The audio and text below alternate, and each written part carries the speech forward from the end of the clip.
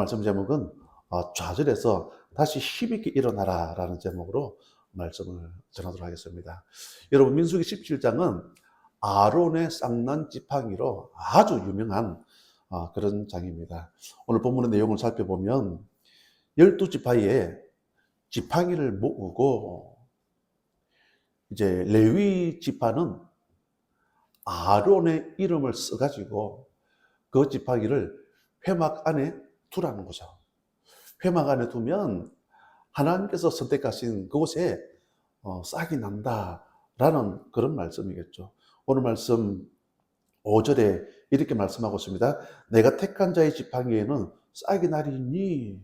그런데 어느 지팡이에서 싹이 났냐면요, 아론의 지팡이에서 싹이 났다. 이 말씀은 모든 권위, 위치, 모든 자리는 하나님이 주신다는 그런 말씀입니다.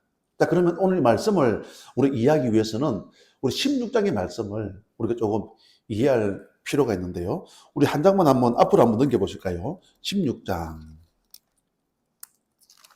자, 16장 한번 넘겨보시면 우리 1절, 2절입니다. 레위의 정손 고핫의 손자 이스라엘의 아들 고라와 르우벤 자손 엘리압의 아들 다단과 아비람과 벨레스의 아들 온이 뭘 지었다고요? 당을 짓고. 그리고 2절입니다. 이스라엘 자손 종에서 택함을 받은 자, 곧 회중 가운데에서 이름 있는 지휘관 250명과 함께 일어나서 모세를 뭐 했다고요? 거스르니라. 딱 읽는 순간에 누가 봐도 고라와 다단과 온이 모세와 아론에게 당을 짓고 반항을 했다. 그 말씀이잖아요. 모세를 거슬렸다. 이런 말씀 내용이 16장에 보면 전체적으로 일어나고 있는데요. 그러니까 고라와 다단과 아비람과 온이 한마디로 하극상을 일으켰다. 그 말씀이잖아요. 모세를 거슬렸더라. 당을 짓고. 16장을 읽다 보면 네가 어떻게 우리의 총회 위에 설 수가 있느냐. 그건 틀렸다. 그러면서 온갖 문제를 만들어내고. 여러분, 고라는 남도 아니에요. 고라는 사촌입니다. 그리고 250명의 지도자, 광야길 가면서 모세가 세웠던 그런 지도자들 아니겠습니까? 근데 내가 세웠던 지도자들이 당을 짓고 모세를 거스리는 그런 행동을 하는 거죠. 그러면 모세와 아론을 막 배척하고, 누군가가 나를 환영하면 얼마나 좋습니까? 그죠? 환영하면, 아이고, 반갑습니다. 아이고, 잘 오셨습니다. 사랑합니다. 축복합니다. 그러면 힘이 나잖아요. 누군가 여러분 나를 배척한다. 나 너 싫어. 그때 느끼는 감정이 얼마나 마음이 아프겠습니까? 지금 이제 모세는 자기가 세웠던 지도자 250명이 나 너 싫어. 이렇게 하는 거죠. 환영받지 못하고 거절감을 느낄 때에 여러분 또 공격당하면 낙심되고 힘 빠지잖아요. 그런데 오늘 17장 넘어오면서 아론의 지팡이에서 싹이 나더라. 무슨 말이죠? 모든 위치, 모든 자리 하나님께서 모세와 아론에게 인정해 주셨다. 그런 말씀이죠. 그러니까 모세와 아론 입장에서는 얼마나 기분 좋겠습니까? 얼마나 감사하겠습니까? 자, 이 말씀을 우리에게 적용하면 우리에게도 오늘 말씀 제목처럼 우리에게 있는 답답한 한계를 깨버렸으면 좋겠습니다. 깨버리고 오늘 말씀 제목처럼 좌절해서 다시 힘있게 일어설 수 있는 우리 모두가 되시기를 주님의 이름으로 간절히 축복합니다. 자, 그렇게 하기 위해서는 오늘 말씀 4절이죠. 우리 4절 제가 읽겠습니다. 17장 4절. 그 지팡이를 회막 안에서 내가 너희와 만나는 곳인 증거궤 앞에 두라. 여기 보니까 어떤 장소가 나오죠. 위치가 회막. 그 지팡이를 회막 안에서 내가 너희와 만나는 곳. 우리가 하나님 만나는 장소가 어디입니까? 물론 우리 가정에서도 하나님 만날 수가 있죠. 우리 사업장에서도 자가용을 타고 가면서도 그것이 하나님 만나는 장소가 될 수는 있겠죠. 그럼 공식적으로 보면 우리 보통 여기 보면 회막 나오는 것처럼 하나님 만나는 장소가 어디냐면요, 예배당. 그죠? 예배당. 우리 더평강교회 예배당에서 하나님을 찬송하고 예배하고 기도하고 말씀 듣고 하나님 만나는 그런 장소. 예배하는 그곳에 하나님 임재를 경험하게 되어지고 하나님 능력을 경험하게 되어지고, 그러면 우리가 은혜 받고 예배 드리는 그 이유가 뭐겠습니까? 주여 나에게 성령의 충만함을 주옵소서. 그러면서 내가 살고 있는 현장에 나가서 하나님의 살아계심을 증거하는 그런 증인의 삶을 살아갈 수 있는, 교회의 존재 목적이 뭐겠습니까? 여러분 예배로만 끝나면 안 되잖아요. 그렇죠? 여러분 예배로만 끝나는 것이 아니라 예배를 통해서 은혜 받고 힘을 얻고 성령 충만함을 통해서 영혼을 구원의 제사 삼는 생명 공동체. 그래서 모이면 예배하고 기도하고 흩어지면 뭔다고요? 전도. 우리 첫 번째 메시지 같이 한번 읽겠습니다. 첫 번째 메시지 시작. 사명의 자리로 가야 합니다. 아멘. 사명의 자리. 회막에서 하나님 만나는 장소인 예배당에서 은혜를 경험하고, 야, 나같이 부족한 사람을 위해서, 나를 살리기 위해서 예수님께 오셔서 십자가를 지셨구나. 지금 사순절 이런 네 번째 주간을 지나가고 있구나. 주님 감사합니다. 우리가 사랑의 빚진 자로서, 그죠? 주님의 사랑을, 그 빚을 내가 갚겠습니다. 우리 그런 마음으로 믿음의 삶을 걸어가야 된다. 그 앞에 16장의 상황은 어떤 상황이었습니까? 어둠의 상황. 그죠? 죽음의 상황. 나중에 보면 하나님께서 막 땅이 갈라지니까 막 불이 올라와가지고 그 250명, 그 광야길 가면서 모세가 세웠던 그런 지도자들 아닙니까? 그 250명을 그냥 막 다 불살라버리는 죽음의 상황이죠. 그런 일들이 16장에 보면 그런 절망적인 그런 상황이 죽음이 곳곳에 드리워져 있는 그런 상황. 자, 그러면 언제 이런 일들이 벌어지느냐? 그 말씀이죠. 그럼 언제 이런 일들이 벌어지느냐?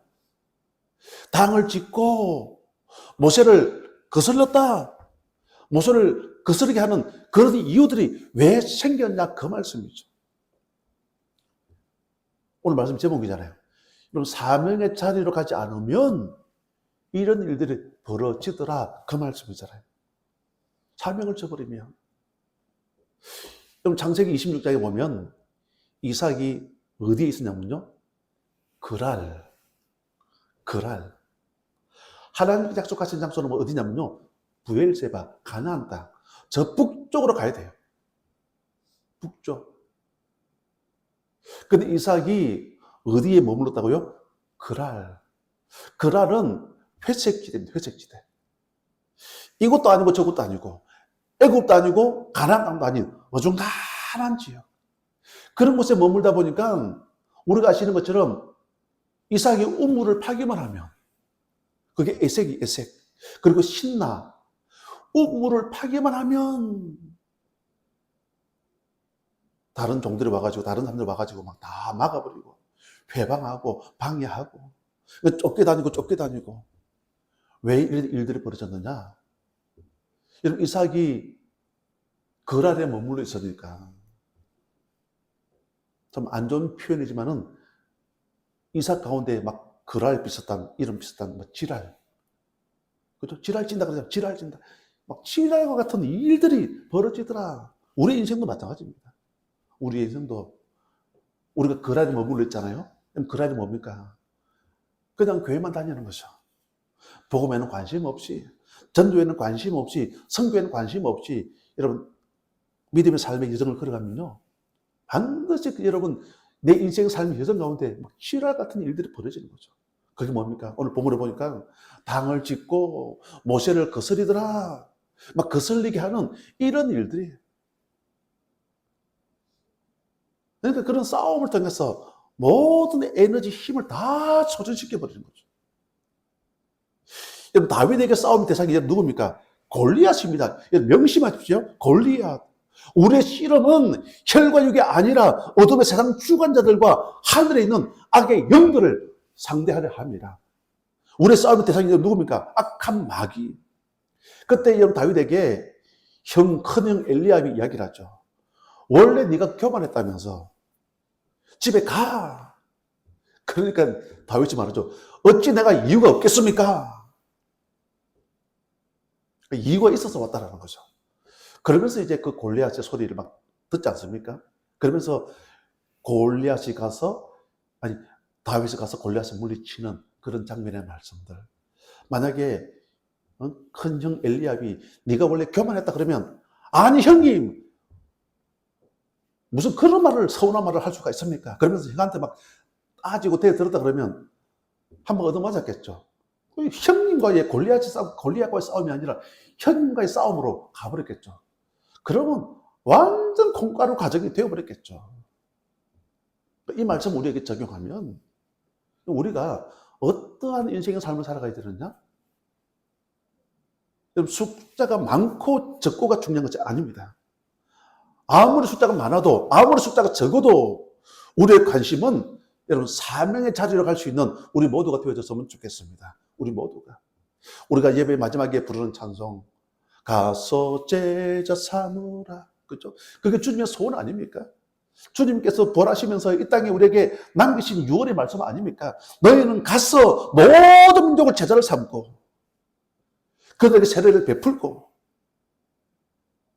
제자 삼고 세례를 베푸는 이게 하나님의 사명, 우리에게 맡겨진 그 사명, 이 사명을 감당하면 우리의 영원 주님께서 함께 하신다. 그런 약속의 말씀. 오늘 여기도 보면 여러분 한 장 넘기면 18장 7절에 보면 여러분 내가 제사장의 직분을 너희에게 선물로 주었다. 레위 자손들에게만 이런 제사장의 직분을 선물로 주은 것이 아니라 이 아침에 예배하는 우리 모두에게도 이런 제사장의 직분을 우리에게 선물로 주었다라는 거죠. 그러면 여러분 우리가 해야 될 사명이 뭐겠습니까? 제사장 역할을 감당해야 된다는 말씀이겠죠. 베드로전서 2장 9절을 보니까 그러나 너희는 택하신 족속이요 왕같은 제사장들이요 아멘. 거룩한 나라요 그의 소유가 된 백성이니 이는 너희를 어두운 데서 불러내어 그의 귀한 빛에 들어가게 하신 이의 아름다운 덕을 선포하게 하려 하심이라. 이게 우리의 제사장의 역할을 감당해야 될 우리의 이유라는 거죠. 비만은 모든 병의 원인이잖아요. 그죠? 한 병원에 가니까 그 다음에 코로나 막 그 백신 주사 맞는다고 가니까 혈압을 재는데 혈압이 막 150까지 막 나오는 거예요. 아유 세상에, 의사가 한결 의원해서 의사가 내보고 되게 뭐라 하더라고요. 살이 너무 쪘다라고 해서 살이. 여기 살 5kg만 빼버리면 혈압 정상으로 돌아간다 그 이야기죠. 물론 살 뺀다는 게 쉽지는 않지만 물론 지금은 이제 정상인데 어쨌든 그 당시에 의사가 살 빼세요. 살 빼면 혈압 정상으로 돌아갑니다. 비만해지는 이유가 뭡니까? 먹는 음식이나 영양은 많이 들어오는데 내가 운동을 하고 활동을 해서 그 모든 것들을 에너지를 또 소진시켜야 되잖아요. 그런데 계속 비축하니까 그게 이제 문제가 되는 거죠. 그것 때문에 뭐 고혈압도 오고 뭐 콜레스테롤 수치도 높아질 거고 또 지나가다 보면 당뇨도 올 거고 여러 가지 질병들이, 당뇨 때문에 오는 질병들이 얼마나 많습니까? 그러니까 이 비만이 건강을 해치는 추방 많은 것 같아요. 그러기 위해서 우리의 몸을 아주 슬림하게, 그렇죠? 아주 S라인, 슬림하게 만들기 위해서는 우리에게 뭐가 필요하냐면요. 우리의 각자의 현장이 있어야 된다. 그 말씀이에요. 현장에서 우리가 어떤 역할을 감당해야 되느냐? 제사장의 역할. 예수님께서 그리스도로 오셔서 인생의 모든 문제를 해결하셨던 것처럼 내가 있는 그곳에서 하나님의 사랑의 힘을 증가할 수 있는 주여 우리 모두가 되어지기를 원합니다. 이런 믿음의 결단과 각오를 가지고 믿음의 여정을 걸어가면 여러분 악한 마귀는 한 길로 왔다가 7길로 도망갈 줄로 믿습니다. 그곳에 주의 놀라운 축복과 은혜를 부어 주실 수밖에 없다라는 거죠. 이런 사명의 자리를 놓치지 않고 우리 모두가 사명에 반응할 수 있는 우리 모두가 되시기를 주님의 이름으로 간절히 축복합니다. 그리고 두 번째로 보면 우리 8절입니다. 우리 8절 우리 같이 한번 읽겠습니다. 시작. 이튿날 모세가 정거의 장막에 들어가 본즉 레위 집을 향하여 낸 아론의 지팡이에 우음이 돋고 순이 나고 꽃이 피어서 살구 열매가 열렸더라. 아멘. 16장의 상황은 최악의 상황이었습니다. 그런데 방금 17장 8절에는 보니까 최선의 상황으로 만들잖아요. 최선의 상황. 아론의 지팡이에 우음이 돋고 순이 나고 꽃이 피어서 살구 열매가 열렸더라. 세상의 기준은 어떻습니까? 최악의 상황에서 최악이 나와버려요.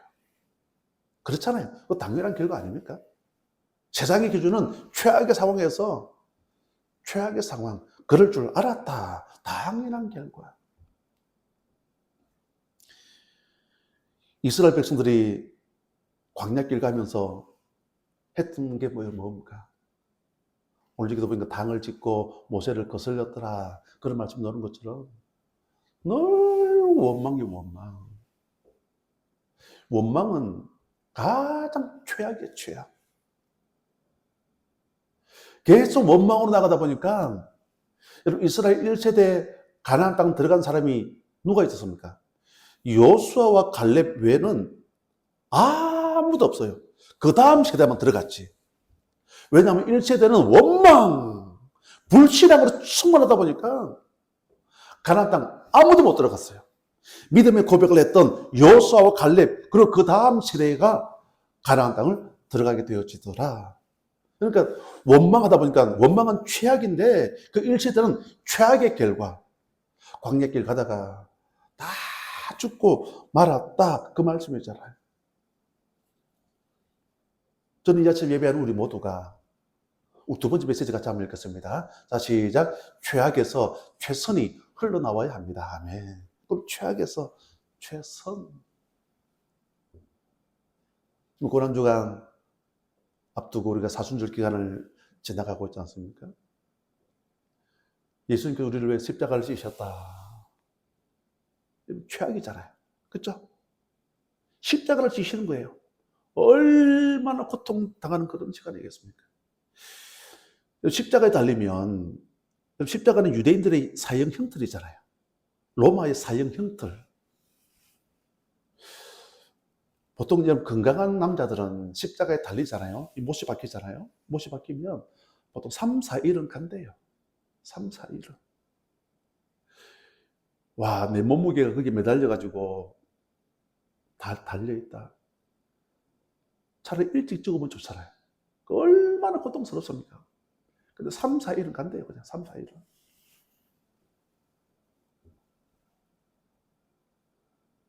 그러니까 예수님은 십자가 달리신 지 6시간 만에, 그죠? 6시간 만에 돌아가셨다. 그 말은 뭐냐면 참 육체적으로도 많이 약하셨다. 지금 무슨 말이죠? 예수님은 가장 최악의 상황. 그런데 그 최악의 상황에서 뭐가 흘러나오냐면요. 최선이 흘러나왔어요. 여러분 우리가 아시는 것처럼 좌편강도, 우편강도가 있잖아요. 우편강도가 구원받는 일들이 벌어집니다. 예수님이 계시고 좌편강도, 우편강도가 있는데 좌편강도가 당신이 하나님 아들 그리스도면 우리를 구원해달라. 막 그런 소리 하죠. 근데 오른쪽 있는 이 우편강도가 그런 소리 하지 마라. 왜 그런 말을 해? 그러면서 막 질책하는 이야기들. 어쨌든 우편강도 구원받는 네가 오늘 나와 함께 낙원에 이르리라. 이 말씀을 듣게 되어지고 우편강도도 결국 죽었겠죠. 죽고 나니까 이제 낙원에 들어간다 그 말씀이잖아요. 그러면 우편강도도 원래가 못된 일을 했어. 어떤 강도 짓을 했기 때문에 십자가의 사형 형틀에 매달린 것도 아니겠습니까? 근데 이 우편강도가 구원받은 그 이유가 뭔 줄 아십니까? 비록 6시간이지만은 곁에 있는, 내 가까이 있는 그 예수님이 하신 말씀을 들은 거죠. 십자가상에서, 십자가 가상칠은 잘 아시잖아요. 뭐 다른 거 다 빼버리고, 아버지여, 저들의 죄를 용서해 달라고. 우편 강도 입장에서는요, 충격을 받은 거죠. 보통 십자가 매달리면 욕을 하고 상대를 항상 비방하고 원망을 하고 부모님을 욕을 하고 온갖 저주를 보통 퍼붓거든요. 그런데 오히려 자기를 십자가 못 박았던 군중들을 향해서 주여 저들의 죄를 용서해달라고. 이게 무슨 말이죠? 여러분, 최악의 상황에서 최선을 만들어 버렸다, 그 말씀이잖아요. 마가복음 15장 39절에 보면 예수를 향하여 있었던 백부장이 그렇게 순비심을 보고 이르되 이 사람은 진실로 하나님의 아들이었도다 하더라. 백부장이 지금 책임을 지고 예수님을 십자가에 못 박는 그 자리를 지키고 있지 않습니까? 백부장이. 군인들 100명을 데리고 있는 사람이 백부장 아닙니까? 근데 백부장이 충격을 받은 거죠. 그 우편 강도와 같이 하는 말들 다 들었겠죠. 나중에 뭐라 그런 말합니까? 이는 진실로 하나님의 아들이었도다. 예수님께서 십자가상에서 최악의 상황에서 가장 최선을 만들어 버리더라. 다윗도 마찬가지입니다. 최악에서 최선이 흘러나왔습니다. 시편 27편 10절에 보면 내 부모는 나를 버렸으나 여호와는 나를 영접하시리이다. 내 부모는 나를 버렸으나, 물론 성경에 보면 아버지 이새가 다윗을 버렸다, 그런 성경 구절은 안 나와요. 그렇지만 전체적인 흐름을 보면 늘 다윗은 뭐 들에서 양을 치고 형님들 심부름 다지고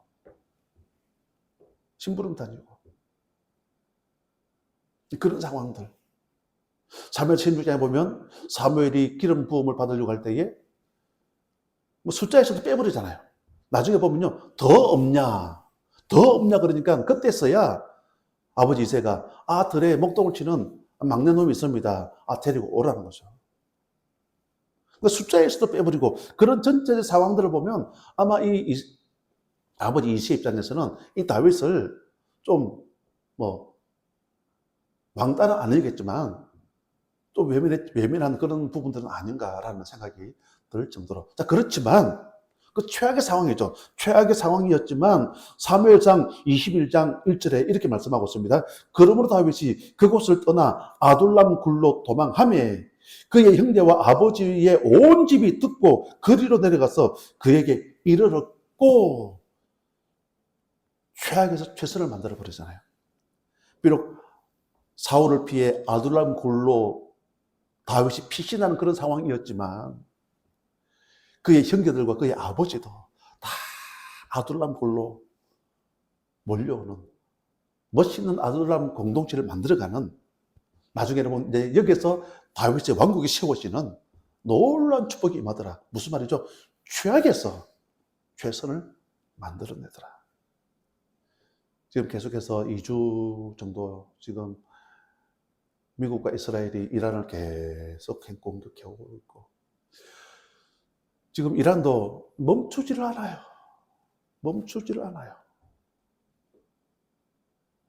최악의 상황이 최악의 상황.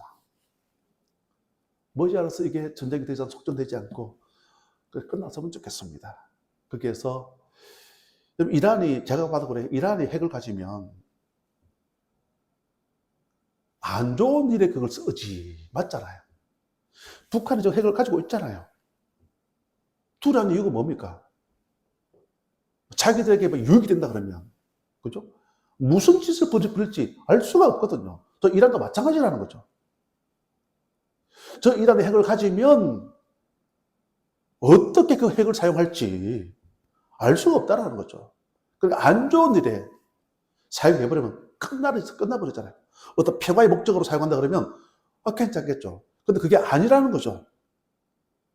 어쨌든 이 전쟁이 끝나고, 비록 지금 이제는 많은 인명피해가 일어나고 있고 최악의 상황이지만 결국 저 이란이 핵을 포기하고, 그죠?